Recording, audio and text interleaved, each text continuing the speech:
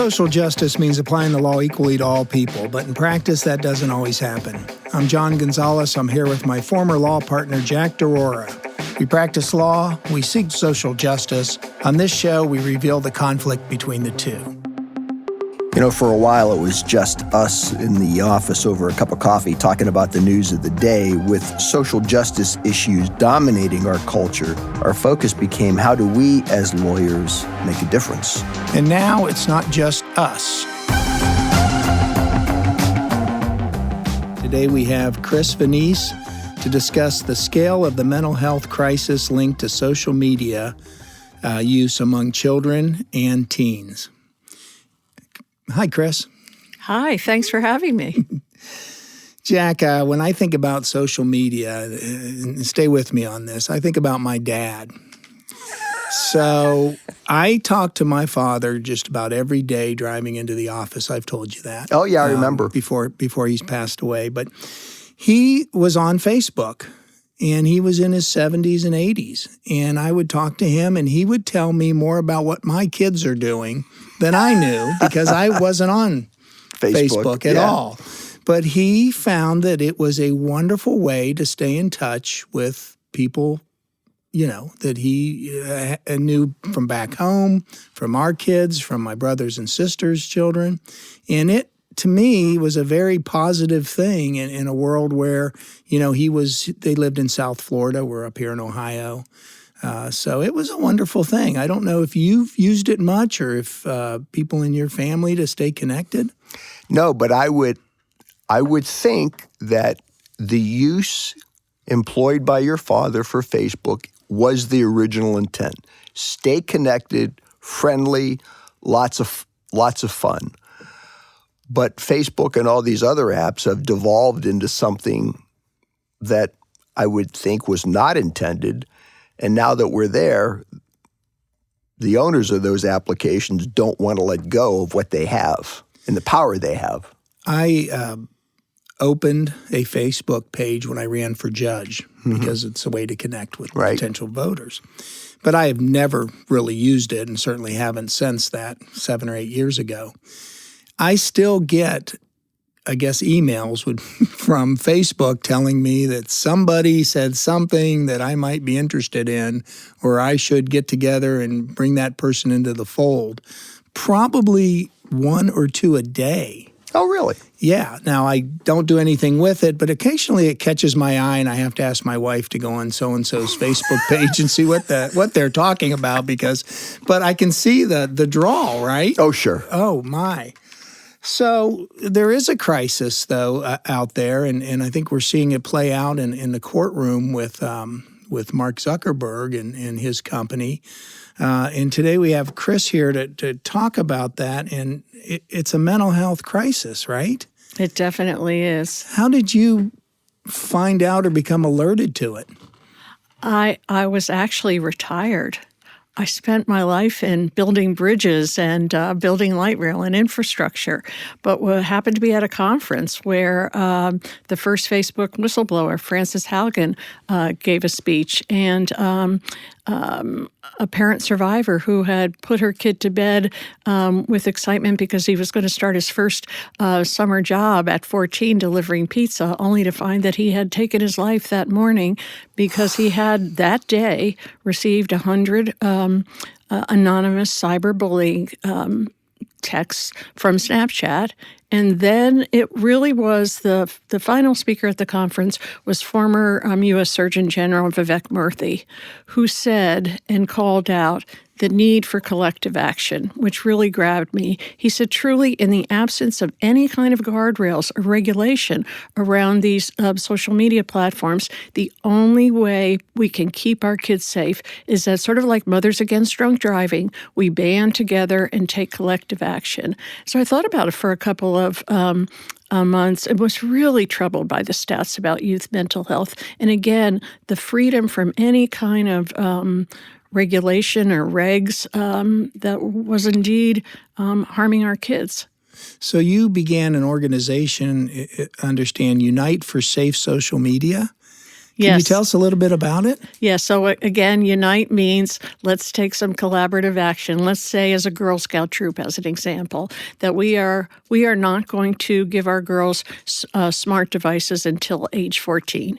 That is such a successful methodology because if you're the only mom and dad who are not giving that 12-year-old a smart device, it's tough on her, right? Because all her friends have the smart devices. And it's tough on the mom and dad who are constantly being badgered and feeling like maybe they've not made the right decision. But sort of that it takes a village approach is what we encourage our parents to do with the help of our tons of resources that we publish. Everything is free. We're focusing an awful lot now on AI.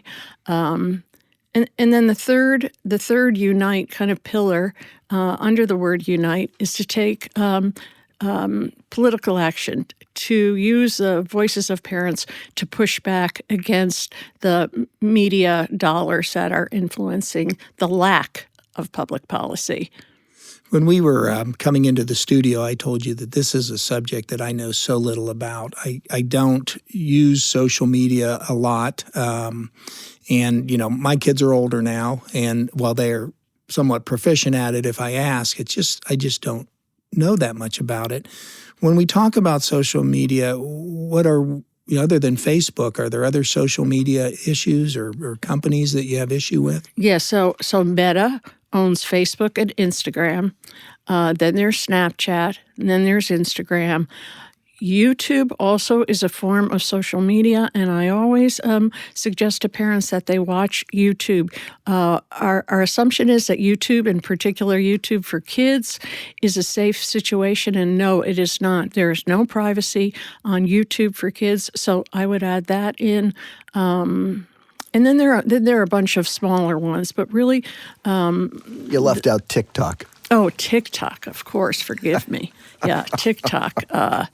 TikTok is the number one purveyor of fentanyl in the United States. So I have a number of friends whose kids thought that they needed a Percocet for some sort of, hockey injury, ordered it on TikTok, and are poisoned and died as a result of buying fentanyl online. Well, so our government's worried about the Chinese spying on us, but that seems like that's not the issue then with something like TikTok. My jaw's dropping when I hear about that. Wow. Yeah, Snapchat also. I mean, no longer does the drug dealer have to stand on the corner and wait for someone to come up with the money. Just sits back in his Barca lounger and uses these social media platforms. Can I go back to a second for the pledge that you try to employ with Girl Scouts, where young girls won't get a smartphone until they're 14? I can readily understand the pressure, but do the parents who sign this pledge, are they able to have an out by just giving their girls a flip phone, or are these girls not communicating by phone, period? Yeah, it's really up to them, whatever's going to be comfortable for that group of parents. Jack, I think a flip phone is a great alternative. Again, when kids are under pressure to have something really cool, all they need are these new innovative flip phones that look like iPhones, but don't allow a 9-year-old, as an example, to access the internet. Allow messaging, texting to people who the parents have identified. And in a perfect world, I'd like to see the whole social media. We call it now the attention culture. That's what we've got. We've got kids on average 5 hours a day on social media platforms. So if we can move away from that attention culture and just use smartphones for communication, that would be fantastic. Well, it wouldn't be a smartphone. It would just be a phone. Yeah, right. Parents are also moving back to hard lines, if you can imagine, which, again, works. So it's really all about the phone then. That's where these teens have access. It's not their laptop or their computer or their iPad. Schools try to, Gonzo, put in what's called VPNs, which are designed to prohibit, a 10th grader in calculus class accessing sites. But these kids are very savvy, so sometimes there are workarounds, the VPN guardrails.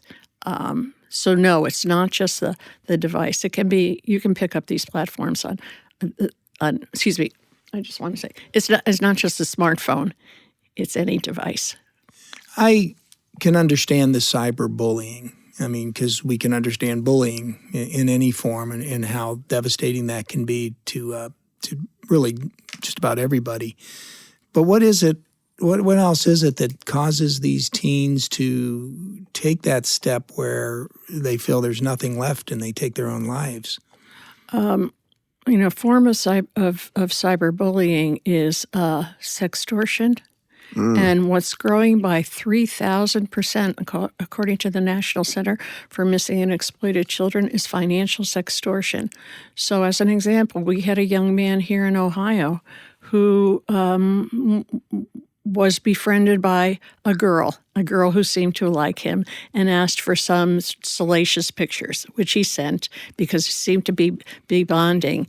And then what happened was she, of course, was not a girl interested in him. She began to demand money from him. And finally, this cyberbullying, Gonzo, is not just, one note like you and I used to get slipped into our locker. It's constant bombardment, hundreds of times a day with vicious texts. And these kids just get to their limit where they're mortified. Maybe it's something they just don't want to bring to their parents, and they're just at their wits' ends. They think they can handle it, but in fact they can't, and they just make a very bad decision. Gonzo, I think the thing to ponder is, imagine when you and I were kids, there was a bully in every school, maybe a couple, but you only had the one or two bullies, right? That was it.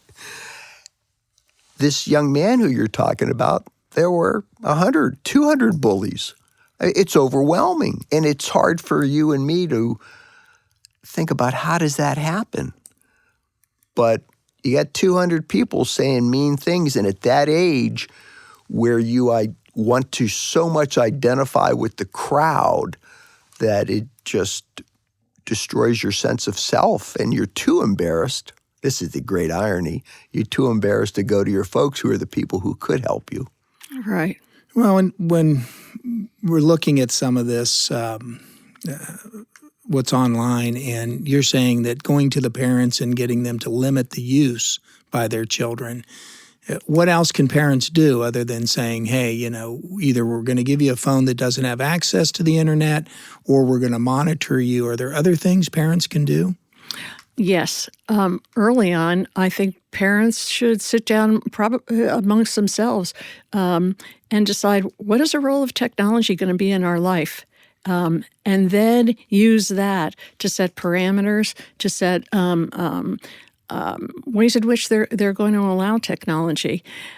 The other day I heard a great quote where someone asked a pediatric psychologist, at what age should you give your child a smartphone? And she had a great response. She said, when you're ready to spend time on a daily or weekly basis surveying and participating in your youth's online world. So that's what parents have to do. They have to stay curious. They have to engage. But they also have to respect that these devices for many kids are their only access to the world. So not to come down and punish or take away the phone, but understand that this could be a very important device for kids, and to, with respect, monitor and talk and share. Share information, share what's happening with AI fakery, share what's happening with AI chatbots. It's a heavy lift for parents now. It's probably the most intense parenting initiative that they face once a kid gets to middle school. I remember when our oldest got her wanted a cell phone, right? And all her friends, like you said, had it. And she's in extracurricular activities, so it was kind of a safety thing too. And my wife said, the best thing about this is we can take it from her when we want to punish her. And sure enough, she was a very good girl if we threatened to take that phone from her. I mean, it's so important. What should parents be on the lookout for if, that may show that their children are being harmed? Harmed? Harmed, could I talk about? So when I think of harm, I think of excess use, sort of building an addiction to social media. Sure. And so what parents should watch for is a change in behavior, right? A change in personality. That anxiety that you thought your daughter might experience when the phone was taken away can really be intense for kids who are addicted. And then just a pulling back from the world, perhaps poor grades, but the change in behavior and the isolating surrounding the phone are the two major indicators of excessive social media use and potential harm. I think the other thing that parents could look for, and that comes as a result of excessive use, is that the American Psychological Association has said at 3.5 hours is the limit of screen time a day. And above that, the mental health harms double. Well, we know on average the teens spend 5 hours a day. So So again, an easy parental guide is if your kids are on these devices, limit the time.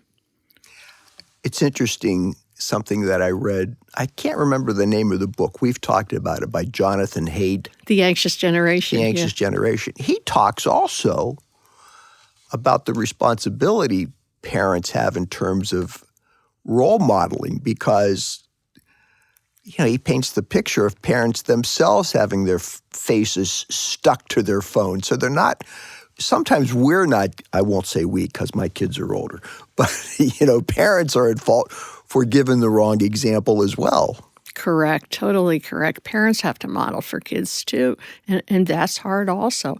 And, if dad or mom's got a cell phone and got to take a call at the dinner table, then say, the reason I have this cell phone here is that I'm expecting a very important call from work. Otherwise, it would be in the phone caddy where we've agreed we're putting our devices during dinner. What I found interesting too is the notion in the book that of self-play.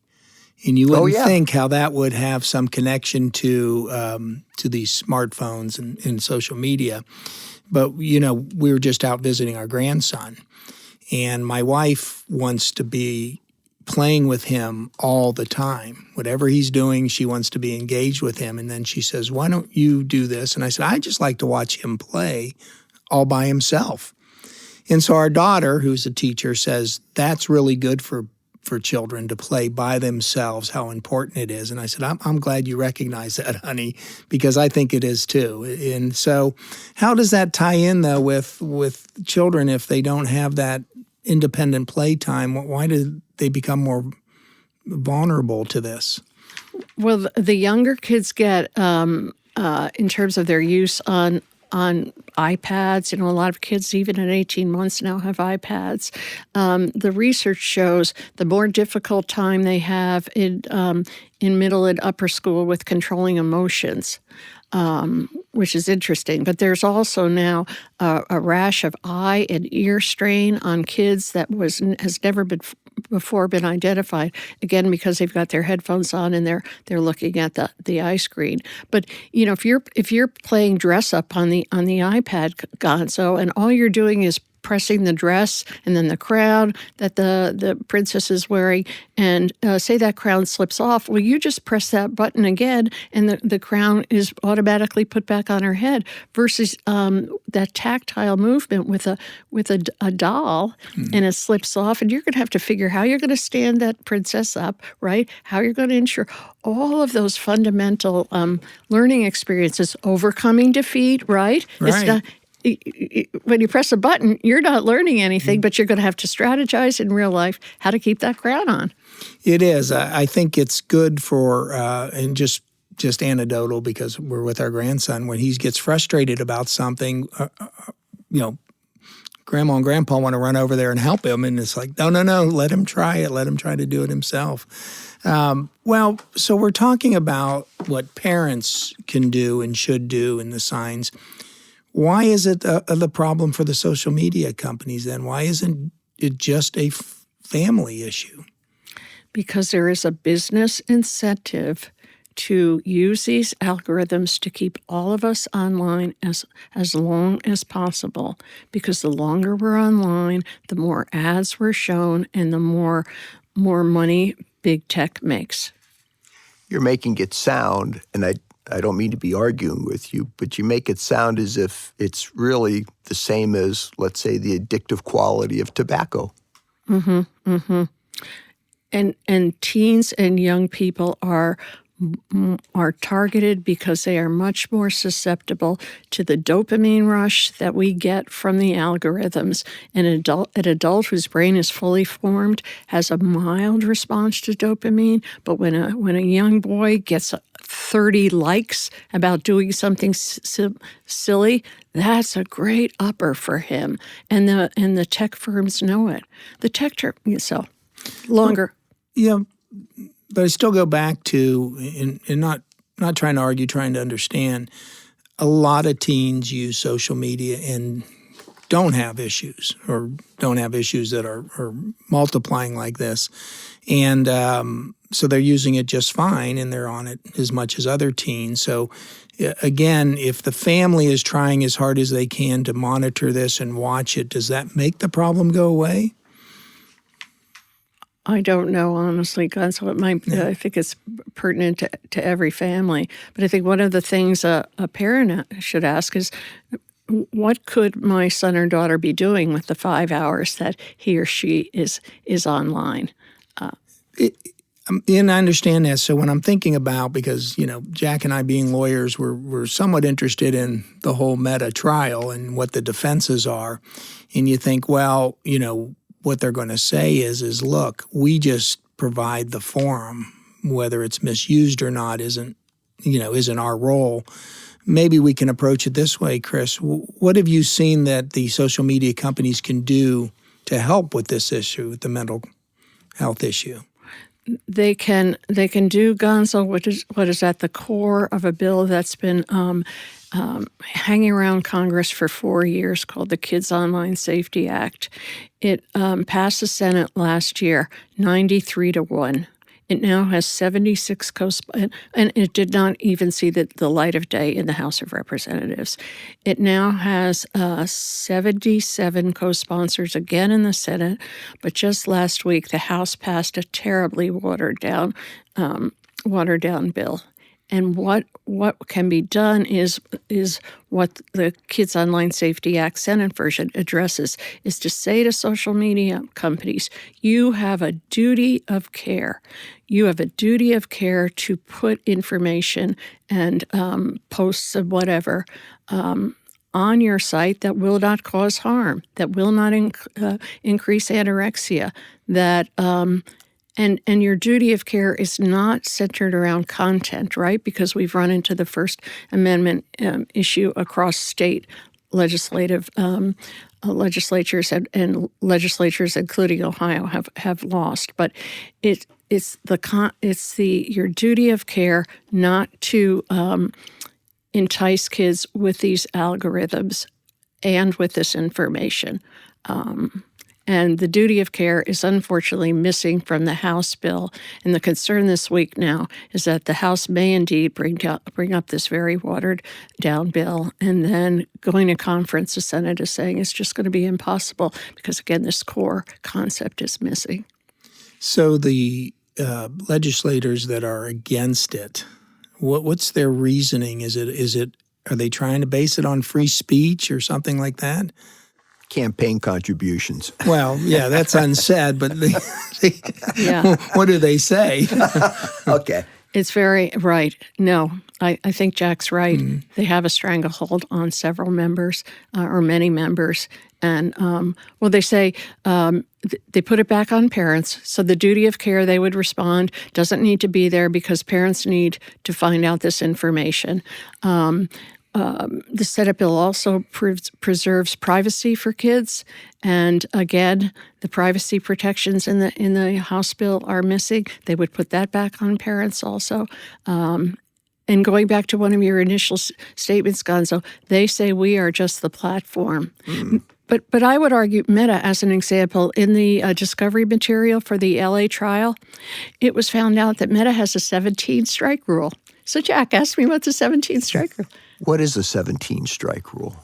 So a sex predator can have 16 cases filed against him before we get to 17, and then that person is removed from the Meta sites. Oh my! Did you? How did Meta explain that? Do you know what I mean? You said that came up in the court case. I mean, that's ridiculous. No, I think she said just discovery. It was in discovery. I don't know if it's been mentioned in the trial per se, but several of my friends are part of that lawsuit. In fact, they've slept a couple of nights out in the rain outside the LA courthouse just to get a seat because the seats are very hard to get. And they've lost their kids. One woman lost her daughter to from Manhattan, lost her daughter to a fentanyl poisoning. They found her 2 days later. They looked for 2 days and found her dead behind a garbage disposal unit in Manhattan. I have two questions. Are we seeing more harm to girls than boys due to social media? Second one, I got to believe there are studies that show, correct me if I'm wrong, that all kids are, as a consequence, deficient in just the social skills that we would expect. And I mean that as broadly as possible, social skills. Social skills for sure. And back to the toddler on the eye screen, she's not learning if the crown's falling off the doll's head, she's not hearing her mom say, "You can put it back. Go ahead and try." Right? That sort of emotional, fundamental connection is missing. And yes, absolutely, interpersonal skills are deficient. Jonathan Haidt talks about us losing our humanity. Yeah. I forgot. Yeah.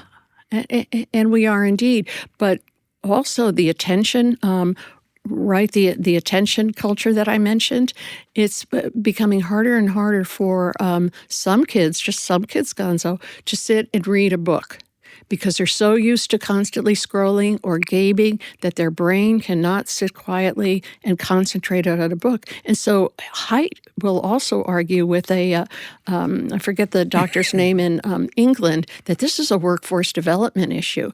At Davos 2 years ago, the business community said, we are very hesitant at hiring Gen Zs because they have a tough time with focusing on tasks, reading manuals, cognitive challenges. Again, because we're scrolling and we're getting so much information so quickly.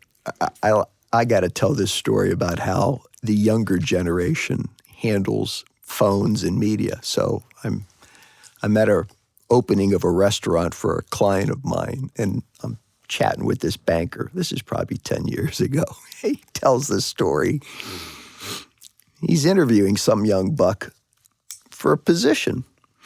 And during the interview, this young man gets a text, and he responds to it in the middle of the interview. And the banker says, I think we're done. Come back later.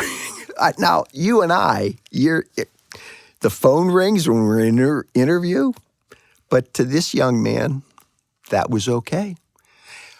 Okay, there's my story from years back. Go back. I don't think you answered my question. Are girls suffering more harm than boys? Good point. I did not. Up until about 3 years ago, girls were. So in a CDC 2023 study, CDC found that 56% of teen girls were either chronically sad or hopeless because of the messaging they were getting online and or the isolation they were experiencing. But now, in January, Common Sense Media did a study of boys, and boys are beginning to really suffer as well, primarily from gaming. And I should say that, Gonzo, one may think that one's daughter is safe on Instagram and knows how to control, it knows how to search, but that's only half the paradigm. Part of the challenge is that young girl is also getting pushed information that she's not interested in. So the boys on gaming can hear, if you don't turn off a button on Roblox, it opens you up to the world of a stranger beginning a conversation with you. And so this push of information is something these kids can't control. You could ask a teen, even a middle schooler with a smart device, how often they see pornographic pictures, and it's a couple of times a day at least. I think that's the argument against legislators who say, oh, it's the family's responsibility. It's too overwhelming of a force. Plus, it's not just something that is dangerous. It's something that is dangerous, and and you use the right word, it's being pushed on kids. Sorry, legislators, take a stand, do something. Yeah, absolutely. And I don't think people understand, and you'd use this word earlier, the algorithms and how they work. I know there was a lot in the media about algorithms when they were saying how, if you got a political point of view, now you're getting all these political point of views that seem to justify what you're thinking. And so, but social media has to be using them then to the detriment. And I don't understand how the algorithms work. I'm convinced it's a problem. I'm also convinced, Chris, that social media companies can control that. Can they use algorithms to help young people? Oh, sure they could. You would think so, right? Sure they could. There's AI legislation now in several states where saying you cannot use algorithms to share mental health information because 22% of the mental health information that comes back is wrong. Yeah, pretty scary. So absolutely they can. And Gonzo, they also know the age of the kids. So again, back to age-appropriate design, that would be easy for them. They know so much about us within about 6 clicks. And Gonzo, interestingly enough, the algorithms can also, unfortunately, pick up emotions. So say you've had a bad day and you're sounding pretty depressed. Well, certainly these AI chatbots do, who form this echo chamber with this quick emotional attachment. But even on the social media platforms, they can pick up emotion. And so if you're feeling low, they're going to send you more and more depressive information because, again, they know that's where you are and you're going to stay on longer because that's sort of feeding your depression. Here's an interesting aspect of the whole problem. I don't know if Jonathan Haidt, and for our listeners, that's H-A-I-D-T. I don't know if he said this or somebody else. But the kids aren't the customers. The customers are the advertising base. The kids are just a way to feed social media's customers. It's really perverse. You're right. Again, in Discovery, there was an email picked up from Meta where Meta called middle schoolers herd animals. And middle schoolers are their target, A, because they're herd animals, and B, because they are, I don't know what the exact phrase was, they're the conduit to the whole family. That's really a good phrase. I hate to say it. But, kids really pay attention to others. They want to fit in. And I think it's more so with girls, but heck, that pertains through high school, if not through college. It's a great phrase, regrettably. Regrettably. All right. I have to give us props, though, as lawyers, because when legislation doesn't work, usually it's lawsuits that bring these types of issues and problems to a head. And if you think back, vehicle safety, it took a lot of lawsuits to get seat belts and airbags and all these safety features. Obviously, tobacco. Tobacco is a great example. And then guns now. Guns? They're the lawsuits that are now targeting gun manufacturers are working. And so, I think social media is on notice that there's some Yeah, if you want to call them greedy plaintiffs lawyers out there, that's fine. But there are some very, very sharp lawyers they're on the warpath, and they're going to make a difference. Yeah, I'm glad you're sticking up for the plaintiffs' lawyers. No, I'm being dead serious. I mean, these fellows and women get a bad rap because they win huge verdicts, but they also invest a tremendous amount of time and money to bring those cases to trial. And the Meta case that's now being tried, that took 4 years to get to the trial date. And it's hard for people to understand, and you and I aren't going to bore our audience with how it takes 4 years, but it's a slugfest for that thing to move to the trial date because Meta has the biggest, baddest attorneys in the U.S., and they will do everything possible to try to cut that thing off before a trial. So I applaud the plaintiffs' lawyers. If the government isn't going to do it, who is? No doubt. So you're fighting the good fight. Are you seeing, is the problem going to get worse before it gets better? Is the tide starting to turn? I think the tide is turning. Good. And I've just been at this for 3 years, but young families really appreciate their own social media habits, and they are not permitting it with their kids. They are getting a lot wiser. I think the use of smart devices is a concern in everybody's consciousness now. It's really risen, I think, to that stature. But again, it's going to be our own efforts. I think it's going to take so long. There are 8 other cases following the LA case called Bellwethers. You guys would know this better. The New Mexico AG has a case, and right. then there are 7 others to come. I think they've got to make inroads. Hopefully through the statutes. So I think it's turning. Gonzo, the one other thing we didn't talk about was this Section 230. Can I talk a little bit Please, about that? sure. Yeah. Section 230 is another incredible shield for tech. It is part of the Communications Decency Act, passed about 25 years ago when the internet was just coming online, and rightly so. People wanted it to flourish. They didn't want any kind of impediments. But as a result, and over the course of interpretation, Section 230 is a total liability shield for big tech. So it's another armor that has to kind of get the chink.